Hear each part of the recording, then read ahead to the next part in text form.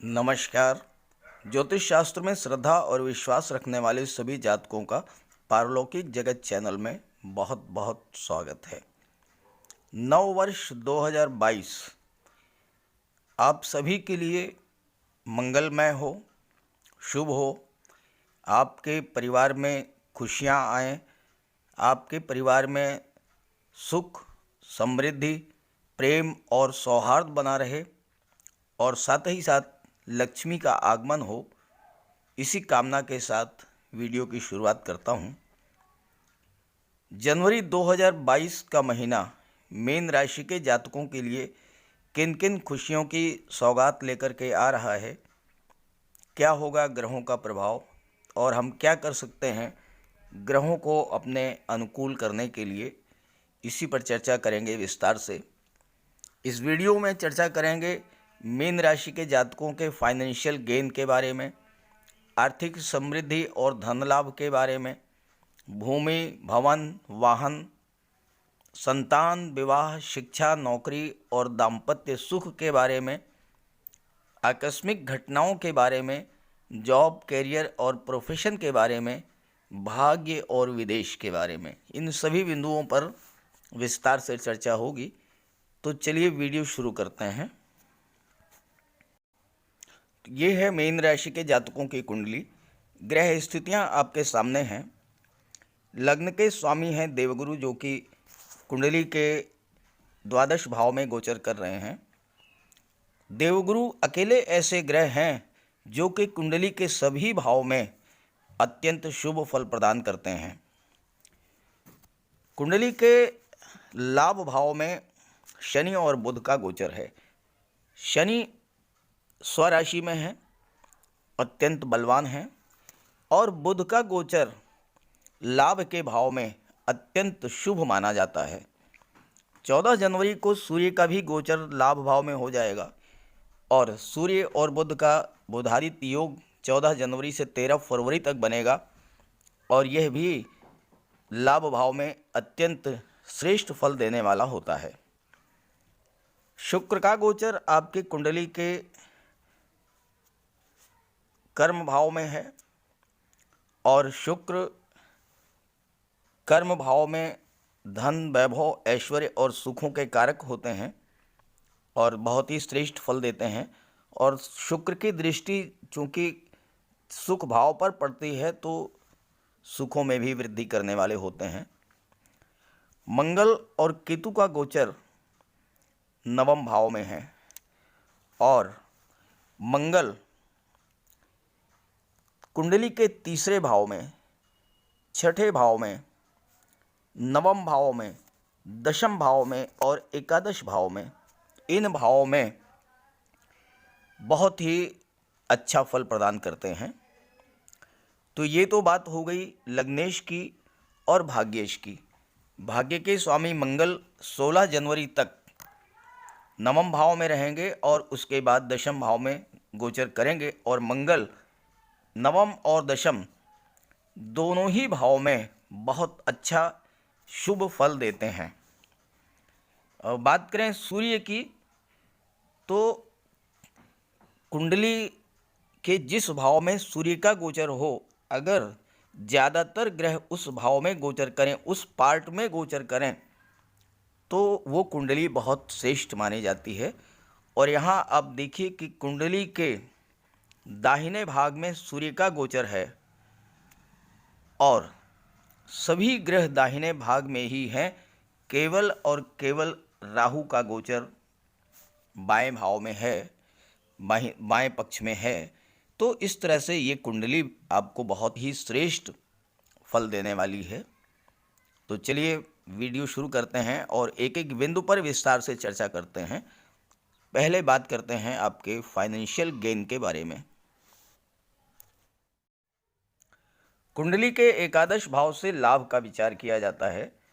धन का लाभ, शिक्षा का लाभ, संतान का लाभ, मान सम्मान, पद और प्रतिष्ठा का लाभ। और यहाँ पर बुध का गोचर 29 दिसंबर से 6 मार्च तक रहेगा। बुध एकादश भाव में बहुत अच्छा रिजल्ट देते हैं, चूँकि लग्न के स्वामी देवगुरु हैं। देवगुरु भी बहुत ही सौम्य और शुभ ग्रह हैं, और बुध भी सौम्य ग्रह हैं, और बुध देवगुरु के मित्र हैं। तो बुध का गोचर लाभ के भाव में होना आपको हर तरह का लाभ प्रदान करने वाला होगा। अभी तक शनि का गोचर एकादश भाव में था, और शनि लाभ भाव और द्वादश भाव के स्वामी भी हैं। तो शनि कार्यों को विलंबित कर देते हैं, आपसे परिश्रम तो करा लेते हैं लेकिन लाभ देने में देरी करते हैं। लेकिन बुध के आगमन से ये समस्या आपकी दूर हो जाएगी। बुध वाणी के कारक हैं, बुध डिप्लोमेसी के कारक हैं। तो आपका जो पैसा कहीं फंसा हुआ था, किसी गवर्नमेंट एजेंसी के पास आपका पैसा फंसा हुआ था और वो आपको नहीं मिल रहा था, आपने किसी को लोन दिया हुआ था, वो पैसा रिकवर नहीं हो पा रहा था, तो आप अपने बुद्धि बल और डिप्लोमेटिक अप्रोच के बल पर वो पैसा प्राप्त कर लेंगे। बुध सुख भाव के स्वामी हैं और शनि भी यहाँ पर साथ में है। शनि भूमि भवन प्रॉपर्टी के कारक हैं। चतुर्थ भाव भौतिक सुखों का है, तो आप जनवरी में ज़मीन जायदाद प्रॉपर्टी वाहन इनका सुख प्राप्त करेंगे। सूर्य 14 जनवरी को गोचर करेंगे एकादश भाव में, और बुधादित्य राजयोग बनेगा, और उस स्थिति में बुध को और भी बल प्राप्त होगा। तो बुध आपके भौतिक सुखों में वृद्धि करेंगे, संतान की प्राप्ति हो सकती है, और शुक्र की दृष्टि एकादश भाव पर है, तो विवाह का भी योग बन रहा है।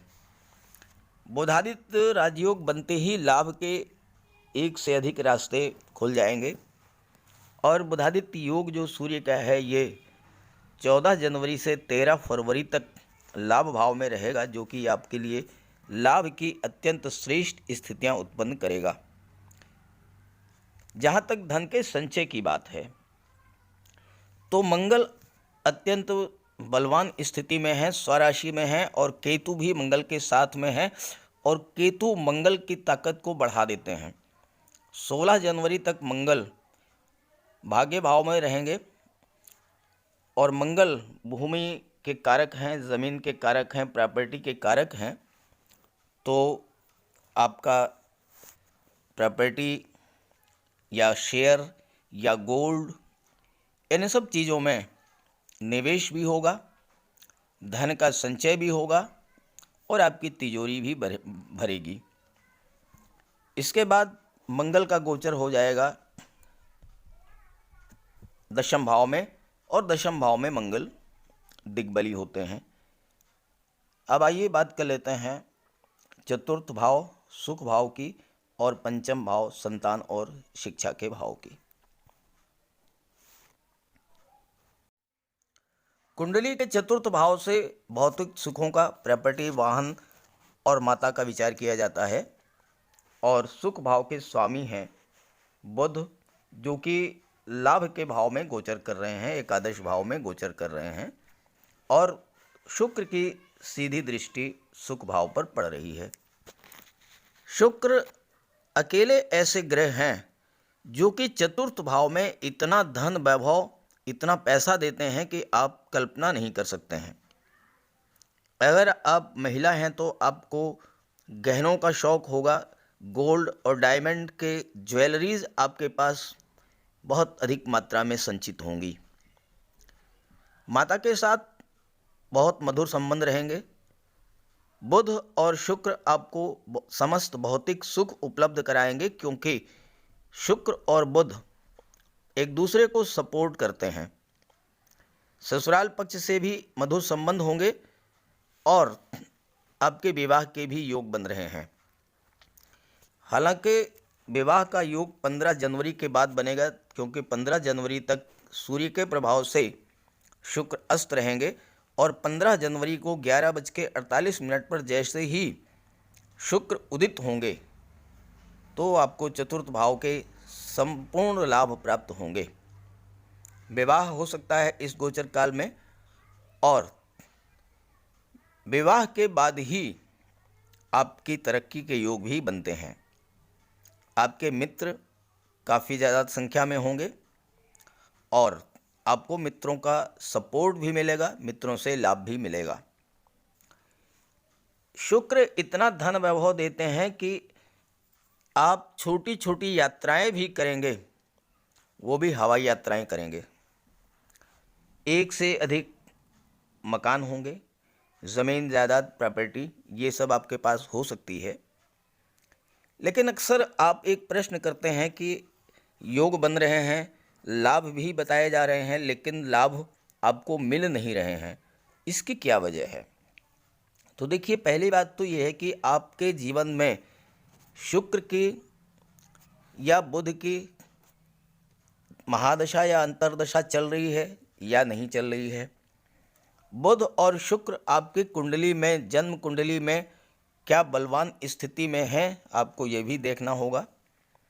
अगर कमज़ोर स्थिति में है तो आपको शुक्र और बुध का उपाय करना होगा, और शुक्र का उपाय ज़रूर करें, तभी आपको धन का, लक्ष्मी का आगमन होगा आपके घर में।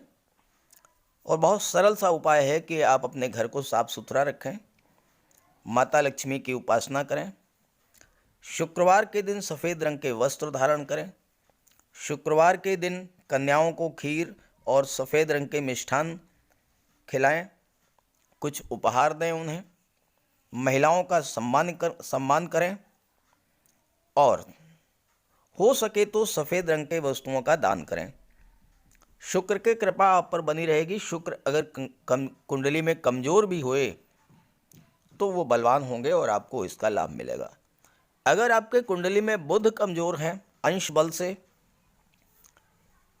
या बुध आपकी कुंडली में पीड़ित हैं, पाप ग्रहों से दृष्ट हैं, तो ऐसी स्थिति में आप बुध का भी उपाय ज़रूर कीजिएगा, क्योंकि बुध इस समय लाभ भाव में बैठे हुए हैं और सुख भाव के स्वामी हैं। तो बुध आपको हर तरह का लाभ प्रदान कर सकें, इसके लिए बुध का बलवान होना भी ज़रूरी है। और बुध को बलवान करने के लिए भी बहुत आसान उपाय हैं। गाय की सेवा करें, गाय को गुड़ खिलाएं, कन्याओं को भोजन कराएं। आपके घर में कोई कन्या होगी, माता, बेटी, बहन या भतीजी, आप घर से बाहर निकलें तो उसको कुछ उपहार दे कर के जाएं। 10-20 रुपए दे दें, कुछ मिठाई, खिलौने, कोई भी चीज़। रास्ते में कोई गाय मिले तो उसे आप गुड़ खिलाएं, और अगर कोई किन्नर मिल जाए तो उसे आप 10-20 रुपए दे दें। आप जिस कार्य के लिए जा रहे हैं वो कार्य आपका सिद्ध होगा। गणेश जी की उपासना करें, गणेश जी को बुधवार के दिन दूर्वा अर्पित करें, हरे रंग की वस्तुओं का दान करें। ये सब उपाय अगर आप कर लेंगे, शुक्र के और बुध के उपाय कर लेंगे, तो जनवरी का महीना आपके लिए बहुत ही श्रेष्ठ होगा। धन का भी लाभ होगा, संपत्ति का भी लाभ होगा, संतान और शिक्षा का भी लाभ आपको प्राप्त होगा। कुंडली के पंचम भाव से संतान और शिक्षा का विचार किया जाता है। आपके लग्न के स्वामी देवगुरु बृहस्पति हैं, जो कि संतान और शिक्षा के कारक हैं, और बुध की दृष्टि पड़ रही है संतान और शिक्षा के भाव पर। तो बुध का ये गोचर, और लग्न के स्वामी देवगुरु हैं, तो पंचम भाव के शुभ फल आपको प्राप्त होंगे। पंचम भाव संतान का है, संतान की प्राप्ति हो सकती है या संतान का भाग्योदय हो सकता है।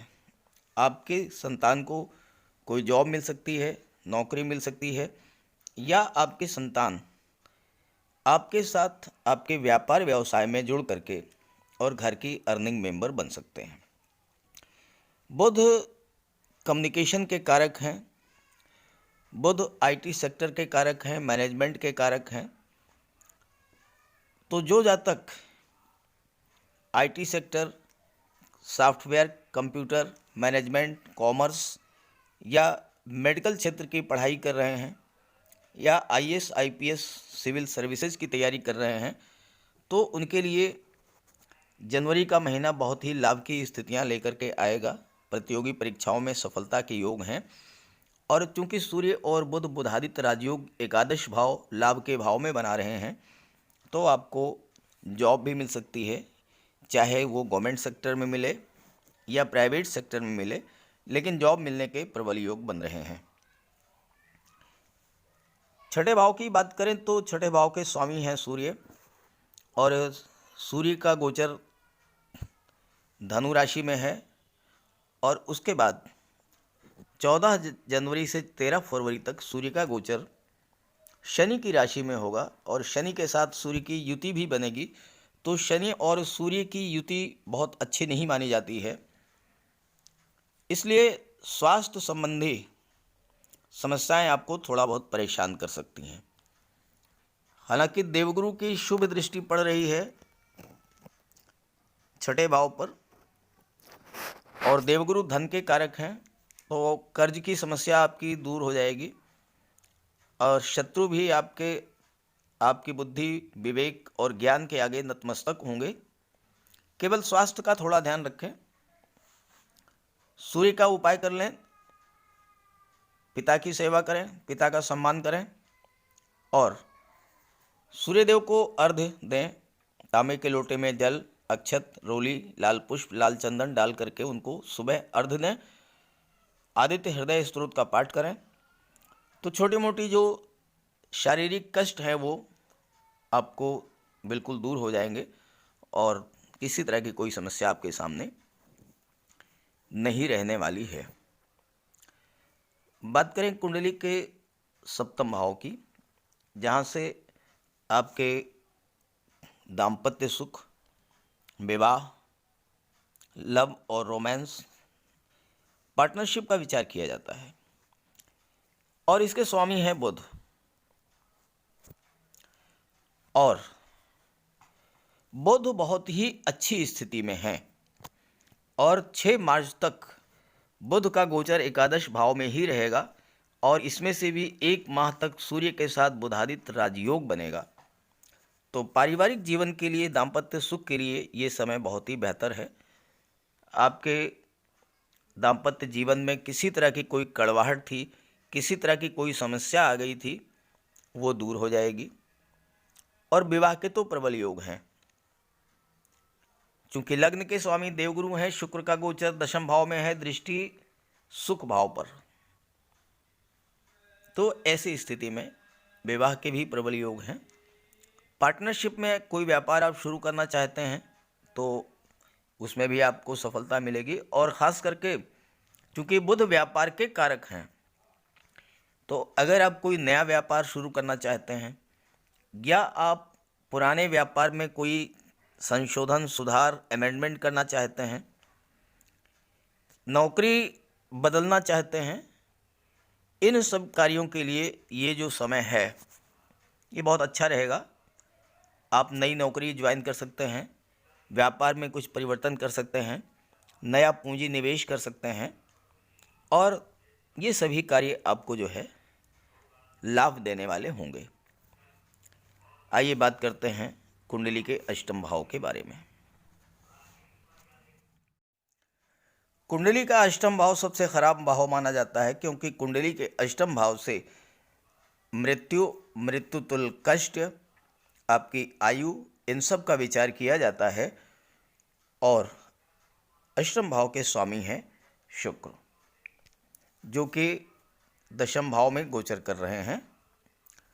शुक्र अष्टम भाव में शुभ फल देते हैं, आपको दीर्घायु बनाएंगे, रोगों से मुक्ति दिलाएंगे और महाधनी बना देंगे। आप लग्जीरियस लाइफ स्टाइल में जीवन बिताएंगे। अष्टम भाव में शुक्र आपको बहुत सारी यात्राएं कराते हैं, विदेश यात्राएं खूब होंगी और विदेश भाव में देवगुरु का भी गोचर है, तो विदेश यात्राओं के तो प्रबल योग हैं। अष्टम भाव को मांगल्य या मंगल सूत्र से संबंधित भाव भी कहा जाता है।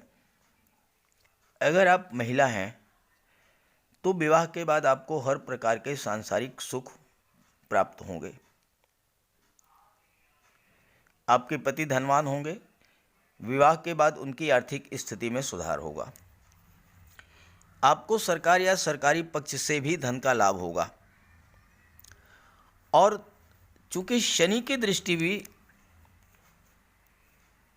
अष्टम भाव पर पड़ रही है और शनि एकादश भाव में पारिजात नामक राजयोग बना रहे हैं। शनि एकादश भाव के स्वामी हैं और एकादश भाव में ही गोचर कर रहे हैं, तो पारिजात योग बन गया और अत्यंत श्रेष्ठ फल देने वाला होता है ये राजयोग।